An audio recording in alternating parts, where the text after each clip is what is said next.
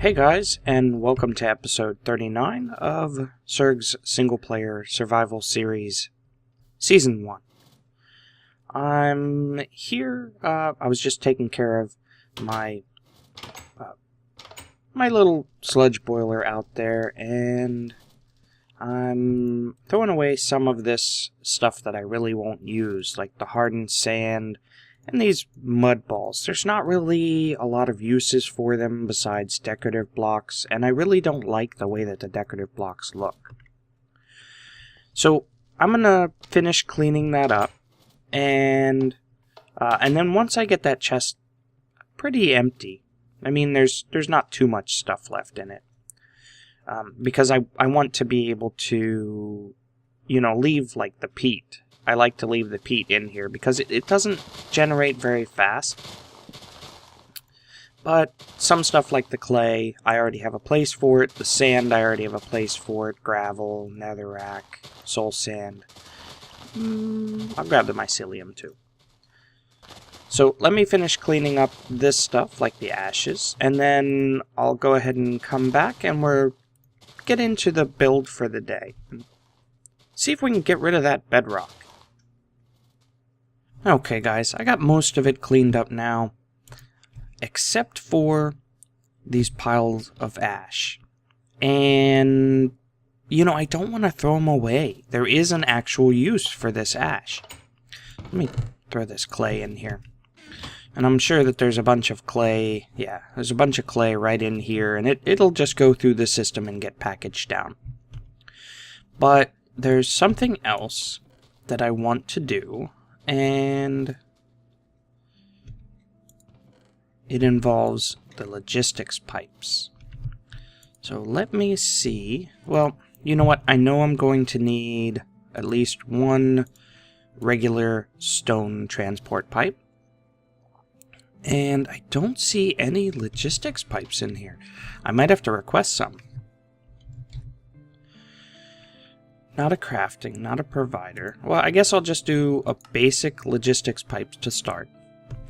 And what I'm going to need is, let's pull up logistics pipes. I'm going to need a supplier pipe. Lacant's. Looks like Lacant's is now separated. I bet you that was updated recently. So, logistics pipes, I'm going to need a supplier. So what do I need for a supplier? Just 2 lapis. Oh, that's easy enough. I should be able to request lapis here. And I'm going to take my basic logistics, go ahead and make a supplier. And there we go. So what I want to do with this is I want to see if this works. So I think what I'm going to do is hop over on this side and go ahead and throw down my stone and my supplier. And you know what? I think I'm going to need a pipe plug. Yeah. Actually, do I have any in my bag? No. Might be something good to carry around with me, but I have plenty. Let's move my bag. And I probably only need 1, but I'll take, let's say 3, just in case. I'll put the rest back in here. And over here, what I want to do is I want to first put a pipe plug, because I don't want what I'm about to do to connect to anything else. And I want to put a stone and then a supplier. And that should hook right into this packager. And I want to tell this to go ahead and it has to request a full amount of this. And I want to put in 9. And so now, if I go throw this in my system, I'm hoping that it works on the side of the packager. If not, I might have to put another packager. But let's go ahead and throw a stack in here. And let's see if it works throwing these in. Yeah. Oh, it's got an extra one in. Okay, there we go. So what it does is, now I can go ahead and throw the rest of this in there, but 9 piles of ash, just like so, makes 1 piece of coal. So without even mining, it's a good way to get at least a little bit of coal. And then my packagers already know to convert coal into coal blocks. And then they're going to put the coal blocks in here. Because coal is not one of those things that I use a lot of. And when I do use it, I can always just grab what I need. So now that's all set up.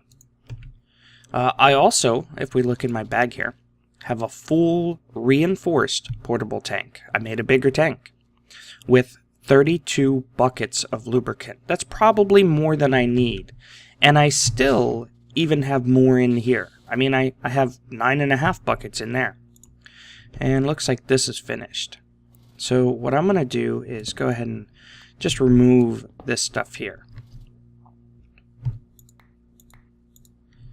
And I might as well just pick this tank up, and I'll use this tank first. So let's go ahead and turn this off. And that'll turn off this magnetostatic. And I actually want to take the magnetostatic with us. So I have a magnetostatic engine. I have the diamond gearbox, the 8-to-1. I should have...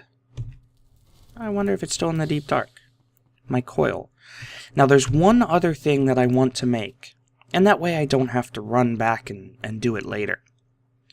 And I figure since I'm already here. So let's look up rotary craft. I need to be able to basically change the direction of power. And to do that, I need something in here. Now, normally what you can do is you can use these shafts to go ahead and make power go forward. But I don't want it to go forward. I want it to change directions. And for that, I'm going to need... I thought it was in there. Not a clutch. There we go. I need a bevel gear. So I'm going to need a gear, 2 shaft units, and a couple of base plates. So it's not too hard. And I might even have a lot of that. Okay, so I have gear. I have 2 shaft units, and I have a couple of base plates. But I'm going to need a couple more. So let's see. I think the steel is in here. And so that'll be 3, and then, yeah, 2 more. That's perfect. That's exactly what I need. I'm not going to worry about sleeping through the night. Nothing should spawn. I have my magnum torch down. So I'm going to need 3 more base panels. And we should be able to put everything together here. So it's just like this. Like this. Oh, I need 1 more ingot. Okay, let's go grab that.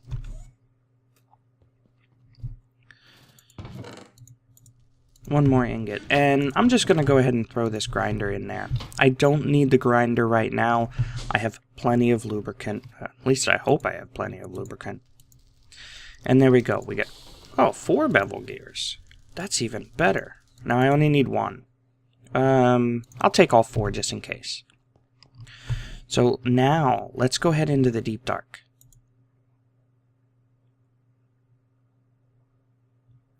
Okay, and I want to run down. I'll get my sword ready just in case. Down over here where I have everything set up. Now, I know some people are probably like, just turn it, just turn it. I know I seen a comment on it on one of my videos. And you know what? I could do that.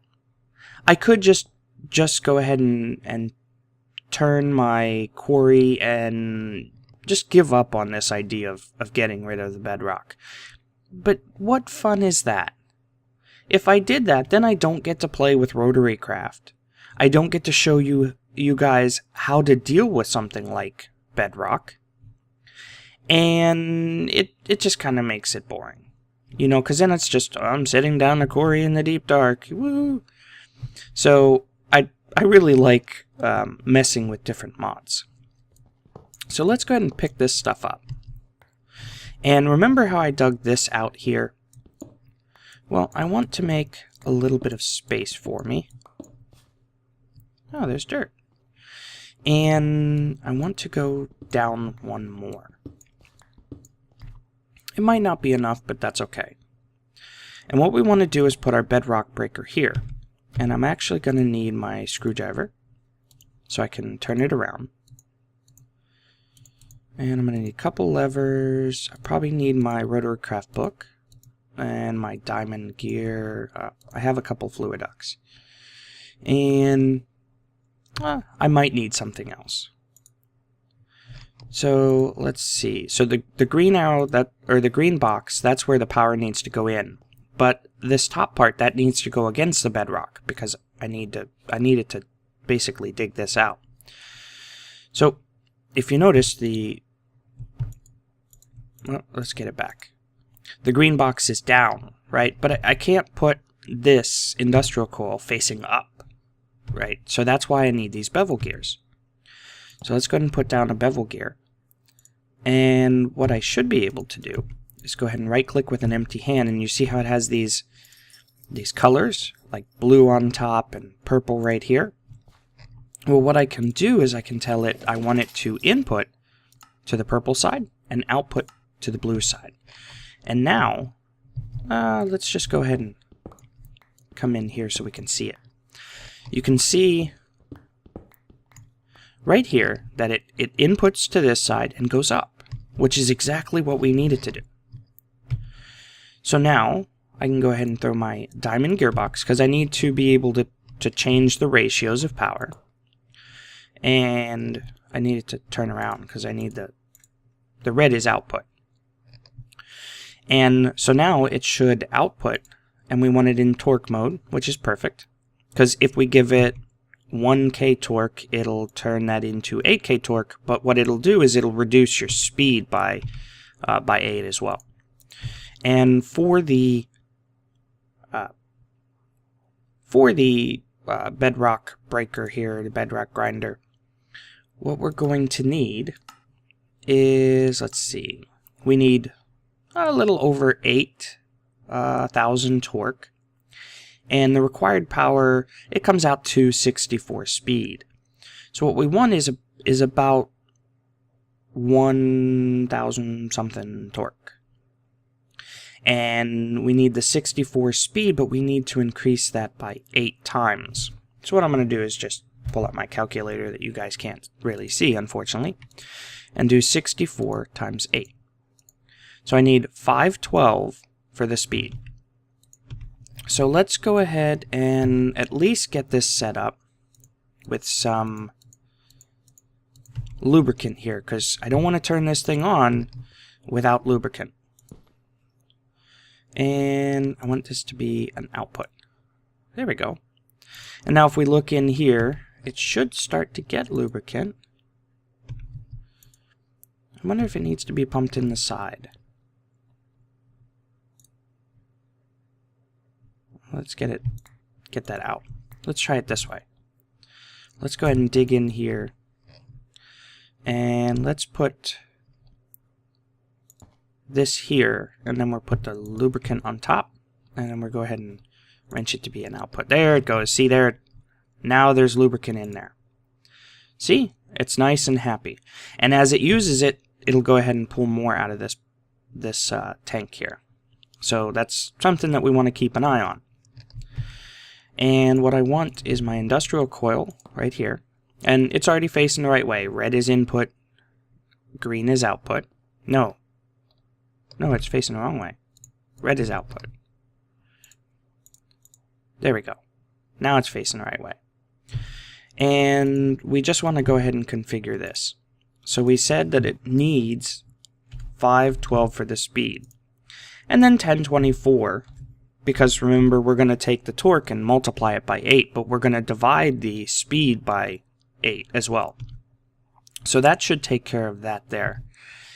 And just to make things easy, I'm going to go ahead and clear this out here. And I probably need one more spot.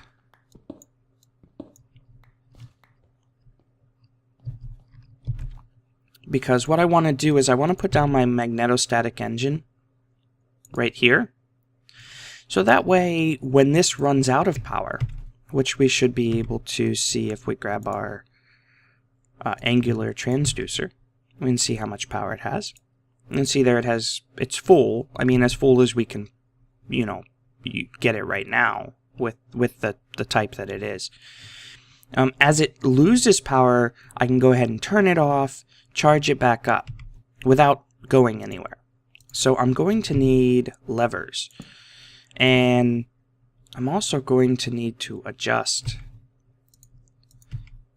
this here so that way it needs a high redstone signal. And the last thing is I need to provide it with power. So let's go ahead and grab our redstone energy cell here. And we're just going to clear that, and we're to tell it that, or we'll just say all the faces are output. Why? Oh, it's filling up the buffer. I'm like, why are you outputting power?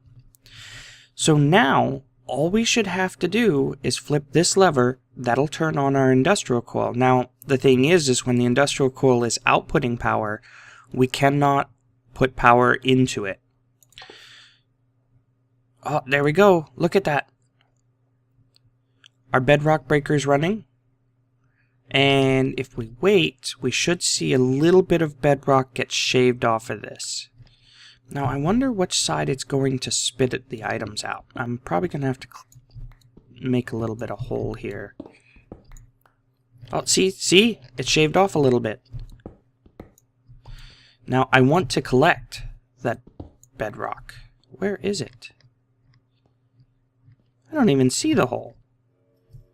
Now, we can see it's getting there. It's almost done with the first piece. But, I mean, it almost takes 21 seconds per layer. And every block basically has 16 layers, I believe. And that's just because of the way that Minecraft works. It's you can count the pixels here, and it's like 1, 2, 3, 4, 5, 6, 7, 8. And that's only half the block. So, yeah, so 16 layers. And like I said, the easiest way to check is to just count the pixels. So what this does is basically one row of pixels it'll remove at a time. But we can speed this up. And we can speed this up by increasing this to 1024. Now what that does is it's now twice the speed, but the torque should stay the same. Because we're still only providing it 1024 torque, and we're multiplying that by 8, and it doesn't look like this is actually using up any lubricant. At least right now it's not. So I definitely think diamond was the way to go. Now what'll happen is, now that finished, it finished with one piece, and I don't think it. There we go. So now that it finished with the entire piece, now we can right-click on it and get our bedrock dust out. So what it'll do, because of the way that the bedrock breaker is designed, is it'll go ahead and start on the next piece above it. It'll do 4 pieces in a row without having to move it. So if we give this just a minute, it should start breaking this one here. It should. I don't think we have to move it. Come on. There it goes. So it started to break that one. Now it's going to take a little bit of time because it still takes 19.45 seconds. But, I wonder if I have a chunk loader here. I don't have a chunk loader. We do have a way to speed this up even more. You can see here it's not really using a lot of power. But I don't think this is the right gearbox. If we want to speed it up even more, we're going to need a different gearbox. And so what I was thinking is, if we look in the gearboxes here, what we need is a 4-to-1. And I wonder what we need for 4-to-1 with bedrock. Well, I think we're going to need a lot of bedrock. Yeah, see, I mean, we can make the gears with the 4 pieces that we have, but that'll make most of the gears, but to make the shafts, we're going to need another 4 pieces. And we're going to need a lot of shafts. So maybe what we should do is run back to the base and make another gearbox. So I'm back here at the base, and I should have, yeah, I do have some diamond gears and some shafts here. I'm probably going to need some more steel, and I actually need to use up more diamonds. Now, I only have a stack of diamonds, which, I mean, is still quite a bit. But I think once I get the quarry running, I should get a lot more. So let's look at maybe getting a diamond 4-to-1. And it shouldn't use anywhere near as much. So I need two times diamond gears. So let's go ahead and make one more set of gears. And that's quite a bit. And I know I'm going to need a couple more shafts here. So let's just make 2 sets. And what I want is 2 of these. Why is it not? 2 of these. Yeah, 2 times gear units. And then that'll make 1 4 times gear unit. And then I'm going to need a mount. So, 1 set of base plates. And a mount. And you can see here, I have a couple of shaft units and a couple of gears left over. So if I want to make something else, I can definitely do that. Now, just like before, this is going to need lubricant, but the nice thing is we already have some. So we don't have to worry about that. So let's throw this stuff away.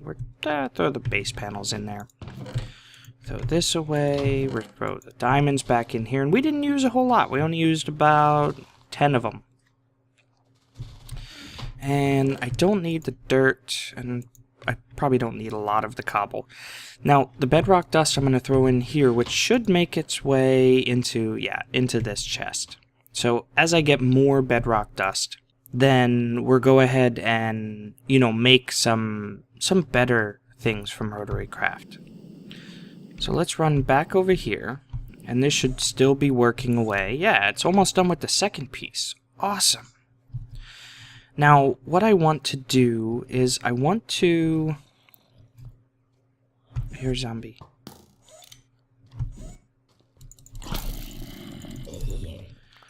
I was down here for quite a while and I didn't see any mobs, and now I see mobs.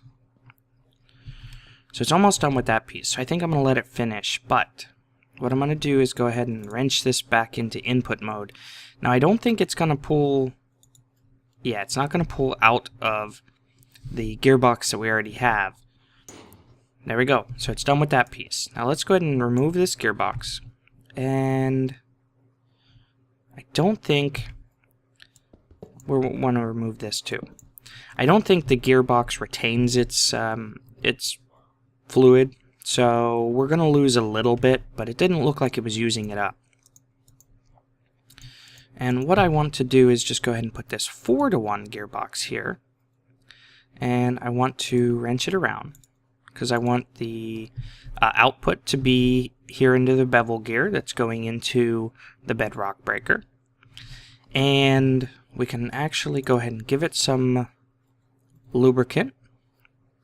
And I'll leave that the way that it is. So now what I want to do is I want to pick these up. Oh, no, I want to use crescent hammer on this one. And pick up our lever here. And what I want to do is I want to put this right here, because this will output a lot more power. So what we really want, see how it's twice the torque? So what we really want is, we could really bump this up way high, but just to get it running at about the same speed, this is about the same speed as it was before. Let's go ahead and throw down one lever, and we'll throw down our redstone energy cell here. And I'm going to tell this to redstone controlled high. So it'll fill up its buffer, and then we'll put the lever here. And then if we turn this on, it should... It's not transferring any power. It's got twice the torque. Is this wrong? Let's check. It's not outputting anything. Oh, okay, I see why. I have it facing the wrong way. There we go. So now it should be outputting its power through here. And we can see here it's, oh, it's only outputting 32 rads. Oh, that's because it's 4 times. So we need one more set of speed here. There we go. See, now it's running at the same speed that it was before, the 20.95 seconds. But what we can do is we can bump it up. Now it's running at 19.45, and that's what we had it at when we were doubling the power before. But now we can go even faster. 17, all the way up to about 16.5 seconds. A little bit slower than that. Now we are chewing through power quite a bit, but this should go and get us bedrock, cut through the bedrock a little bit faster.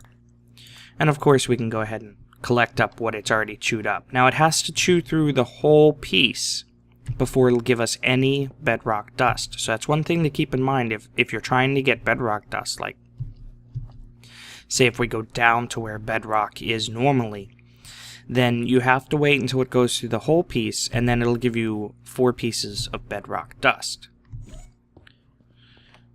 Awesome. So I think what'll happen, or I know what'll happen, is it'll go through this piece, and then it'll go through this piece, and what I'll probably have to do is just move it up to cut through a couple more pieces before my quarry will actually have enough room. Now I don't think this one is in the way, but there's a good way to test. Go away. Oh, zombies are just coming from everywhere. So what I want to do is I want to make sure, let's see, this is, or we just do this right here. Because the quarry will be able to get rid of cobblestone, no problem. But what I want to do is I want to see where this piece is. Because that's the next lowest piece. Once we get through basically the trunk of this, I don't know, bedrock tree. That's what it looks like to me as a bedrock tree. So I want to see if this is above the quarry frame. Or at least at the same level. Okay, looks like it's at the same level. So it might work once we get through these pieces here, or we might have to chew up at least just this one. Now it doesn't hurt to have extra bedrock dust because, well, when we get more into rotary craft, or if we do get more into rotary craft, bedrock dust is nice to have. It'll make your top tier items. And I mean, we already have the infrastructure in place to use most of the items anyway. So, and we can already make most of the top tier stuff minus the bedrock dust. So this is kind of a helping us both ways. It's getting this out of the way so we can run our quarry. But the other thing is now we're going to get bedrock dust so we can actually use it. Who's shooting at me? Oh, there you are.